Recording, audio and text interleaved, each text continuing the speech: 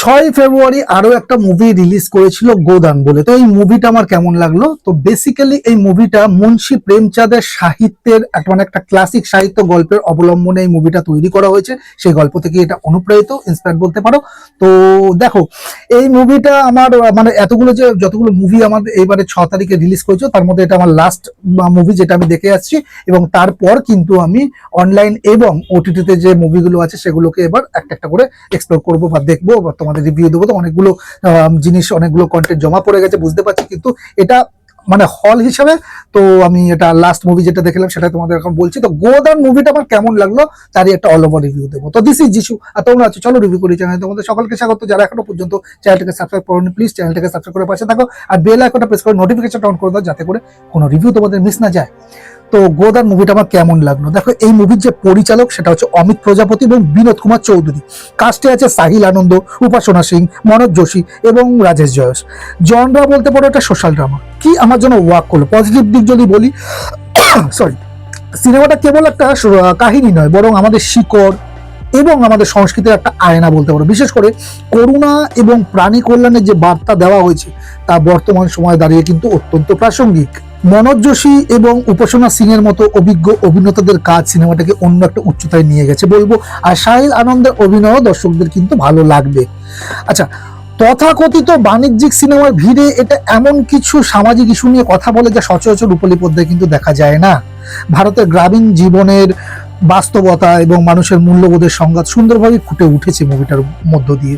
সিনেমার background score বেশ মন ছুঁয়ে যাবে এবং দৃশ্যগুলো কিন্তু খুব সিম্পল, স্নিগ্ধ, যা গল্পের গভীরতাকে ধরে রাখতে সাহায্য করেছে। নেগেটিভ ইস্যু যদি আমি বলি, এই মুভিটার সিনেমার প্রথম দিকটা কিছুটা ধীর গতির বলে মনে হতে পারে। আর যারা খুব ফাস্ট পেস থ্রিলার পছন্দ করো তাদের জন্য তো এটা বোরিংই লাগবে। আর আমি আশা করি ফার্স্ট পেস মুভি যারা পছন্দ করো তারা এই মুভিটা দেখবে না বা ধারে কাছে যাবে না, এটাই আমার বিশ্বাস। আচ্ছা, আমি মানে আর একটা যদি নেগেটিভ দিক বলি, দেখো এটা মূলত একটা আর্ট হাউস বা সোশ্যাল ড্রামা ধাঁচের মুভি, তো তাই সবার জন্য, বিশেষ করে যেটা বললাম, তো তাদের জন্য নয় যারা মাস মশলা মুভি খোঁজো।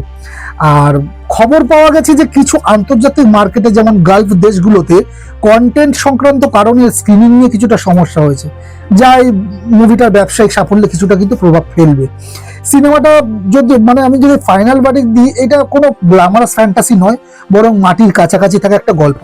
তুমি যদি সিরিয়াস বা ভাবুক ধাঁচের সিনেমা পছন্দ করো, যা সিনেমা হল থেকে বের হওয়ার পরও তোমার মাথায় থেকে যাবে, তোমার মনে থেকে যাবে, তবে গোদান তোমার লিস্টে কিন্তু থাকা উচিত।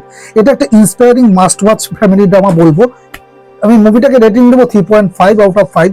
মুভির গল্পটা তো খুব ভালো, খুব সিম্পল এবং মানে আজকের দিনে এটা খুব রেলিভেন্ট এই মুভির যে বিষয়বস্তুগুলো। তো এই ছিল আমার গোদান মুভিটা কিন্তু অল ওভার রিভিউ। আমি 3.5 আউট অফ 5 মুভিটাকে দিলাম। পারফরমেন্স খুব ভালো, এর যে ব্যাকগ্রাউন্ড বিজিএম সেটাও খুব ভালো। তো যারা এখনো দেখে ফেলেছো তারা আমাকে কমেন্টের মাধ্যমে জানাতে পারো গোদান মুভিটা তোমাদের কেমন লাগলো।